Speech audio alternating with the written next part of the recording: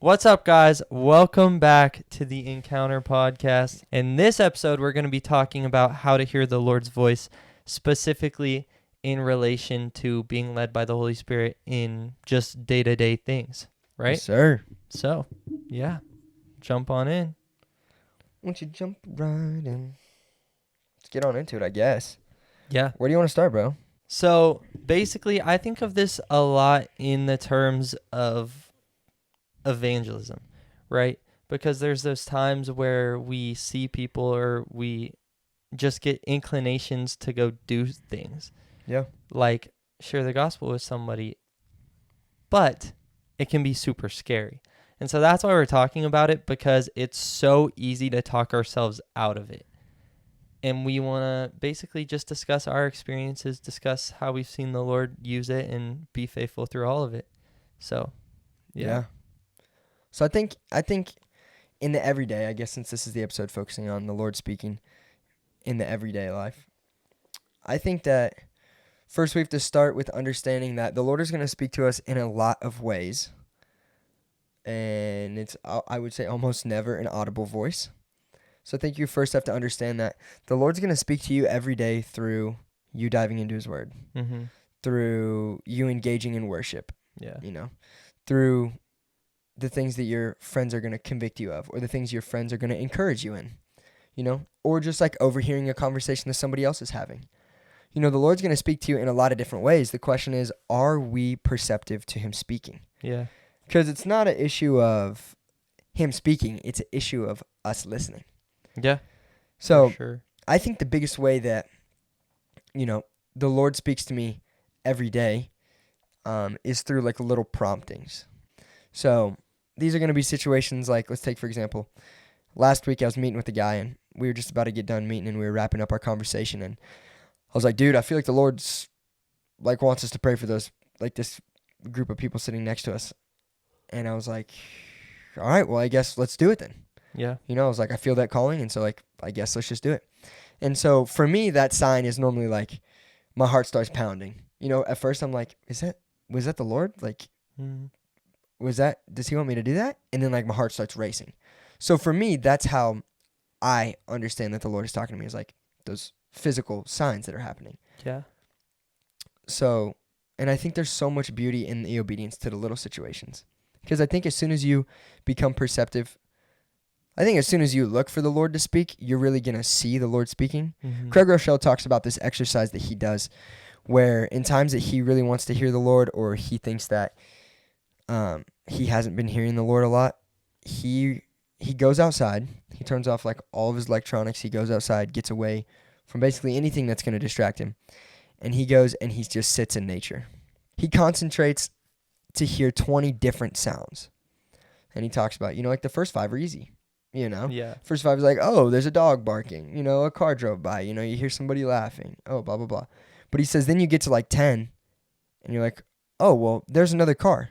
No, that counts as 1. Oh, well, there's another dog barking. No. That's the same sound. And so his whole goal with this exercise is to help him really tune in to intentionally listening for a lot of different sounds in his life. And so the whole point, the way that this exercise coincides to hearing the Lord is it's him intentionally seeking different ways that he's going to hear the Lord speak to him. And the Lord may not speak to you the same way every time. And that's Craig's whole point is, maybe the Lord's going to speak through his word one time. Maybe he's going to speak through something you talk to your grandparents about. Maybe he's going to speak through a worship song you heard, or the little promptings that he leads you with. But his whole point is the Lord's going to speak to you in the day-to-day in a ton of different ways. And so are we going to be perceptive to what the Lord's saying? Yeah. And so it is just cool to live out every day, because it's like, Lord, you are speaking. Like, allow me to hear that. Like, help me to focus and to hear what you're saying. And not only that, be obedient. Yeah. So we have to ask the Lord. We have to ask the Lord to speak to us. But then we have to follow through with hearing what he says. And then we have to actually be obedient in what he's telling us to do. Yeah. Because there's that flip side too, where when we ask the Lord to speak to us and we hear him, but then we don't do what he's telling us to, the more we do that, the more we're just going to harden ourselves to the voice of the Lord. Yeah. And suddenly we're not going to be hearing from him anymore. Yeah. Because every time we do, we just brush it off, Yeah. you know? And so it's a muscle, right? It's a type of muscle to where you have to work it. You have to be strengthening it through using it. Yeah. And when you don't use that, then that muscle is going to fade away. Yeah. Right? And so I think a lot of times too, we don't do something because we're scared. Yeah. And it's so easy to be scared of like, well, you know, what if what if it's not the Lord telling me to do this, right? What if I'm just making up something and I am just thinking the Lord wants me to talk to somebody? Then I'm going to look like a fool, right? And so it's so easy to kind of talk ourselves out of it by using those things. But in the end, like, our flesh isn't going to want us to talk to people about the Lord. It's not going to want us to pray for people or share the gospel, right? So I think it's just easiest. And like every time I have a conversation with anyone about this, I just say, take everything that you hear. If it's glorifying to the Lord, then just assume it's from the Lord. Yeah. Yeah. Like, you know, you're never going to have an inclination or a prompting to do something that's glorifying to the Lord that is not from the Lord. Yeah. Like anytime that, you know, there's ever an action or a situation or a word that you can say to somebody that's going to be glorifying to him, it's from the Lord. Yeah. And so like, just take those opportunities to do that. Don't ever be confused that, you know, that it's Satan. Oh, what if Satan wants me to talk to this person? He wants you to talk to that person about the Lord? Yeah. I don't think so. It's like the Lord's going to work through that. And I think something that we also have to understand is, you know, in the time of obedience, it can be scary. But we also have to understand that the Lord's never going to call you to something that he's not going to assist you in. Mm-hmm. So, like, let's take Moses for an example, right? Like, you know, God calls Moses at the burning bush, like, hey, dude, go to Pharaoh, go tell Pharaoh he's got to let my people go. And Moses is like, well, he starts doubting himself. He's like, well, I'm not a good speaker, you know, all this stuff, blah, blah, blah. And the Lord assists Moses through Aaron, you know? And so it's cool to see that the Lord is going to provide for us in those situations, and he's going to give us assistance whenever we need it. Yeah. So that's something that we can bank on too, is the Lord is going to provide for us in the times that he's called us to do an action for him. Yeah. And in that, like, also trusting that regardless of what the outcome looks like to me, the Lord had a plan for it and he's working. Yeah. Regardless of if it looks like a success immediately or you never see the fruit of that. Yeah. Right? The Lord still called you to do it for a purpose. Yeah, for even sure. if that's just planting seeds. I mean, think about this. I mean, think about the illustration of Cameron at Young Adults, right? Like Sam and I, a couple years ago, we were just, I mean, different Separate times. occasions. Yeah, separate occasions, not at the same time, but, you know, we just felt the Lord calling us to give a invite card to our church to just one of these, a guy that worked at a coffee shop. And so on separate occasions, we both gave the guy an invite to our Young Adults and to our church. And, you know, we didn't see him for like a year. And then a couple months ago, he pulls up to Young Adults. And at first I didn't even recognize him. And I was like, oh, hey, man. Like, he was familiar, but I didn't know who he was. And then he introduced himself, and he's like, yeah, you remember, like, I used to work at the coffee bar. Like, you gave me the church card invites. You and Sam both gave us invites, or both gave me invites. And, you know, a lot of things have happened in my life, but here I am. And so it's like, we may never see the fruit of the little obedience to the Lord. Or it may be a situation like that where, like, you give the card, you forget about the situation, but the Lord's still working in such powerful ways. And, you know, that's an example where a year later, Cameron's like, you know, I need to get back into church, opens his wallet, there's the cards. Yeah. And then he comes back to church, and now he's a faithful member of our Young Adults, and he serves with us, and he's huge encouragement to us and just a beautiful personality amongst the team of our Young Adults. Yeah. And so it's just crazy. Like, that was just such a small time of obedience, or in our eyes, such a small time of obedience that has led to such a huge and powerful moment in Cameron's life. Yeah. And like, if the Lord's telling you to do something, do not put it off. Don't make excuses, right? Because the Lord is calling you to do something for eternal impacts of other people around you. Yeah. Right? One of my professors at SEU, craziest story ever. But he basically is telling us, yeah, well, like we're talking about the importance of fearing the Lord. And he is in a car. He's driving this new pastor that like came to town to visit him. And he's just driving down the road and he sees this hitchhiker up ahead. Never picks up hitchhikers, right? That's like, especially in a big town, big city, that's like, very dangerous, right? So he's picking him. He has this inclination, like, pick him up. And he's like, oh, Lord, I don't know about that one, Lord. And so he gets closer and closer. And he literally says, as he was like driving up to the guy, it felt like the Lord was screaming at him. So he stomps on the brakes and he picks this guy up. And then they're driving and he just starts sharing the gospel with him, right? Talking about the Lord. Yeah. He's like, yeah, I just felt like the Lord told me to pick you up.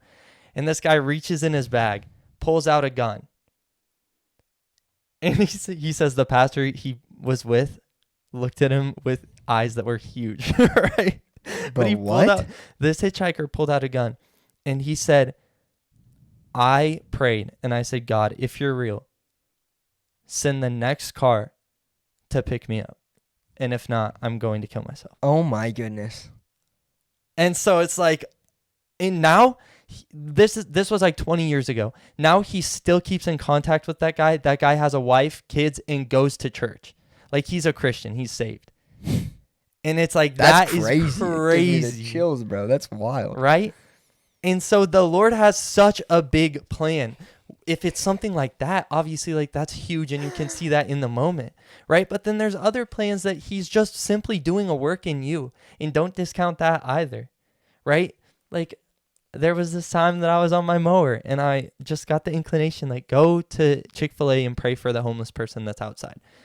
And I was like, okay, I'll do it after I'm done mowing, And then I was just like mowing. I got a 0 turn, but and then it was just like, no, like, don't put this off. Don't like harden your heart to what the Lord's telling you to do. And it was like, okay, well, I got to do this now. Like, why put off something that the Lord's calling me to do now when he's going to show me his faithfulness in this thing and he's going to draw me near to him. And so I go to Chick-fil-A. There's no homeless person there. Ooh.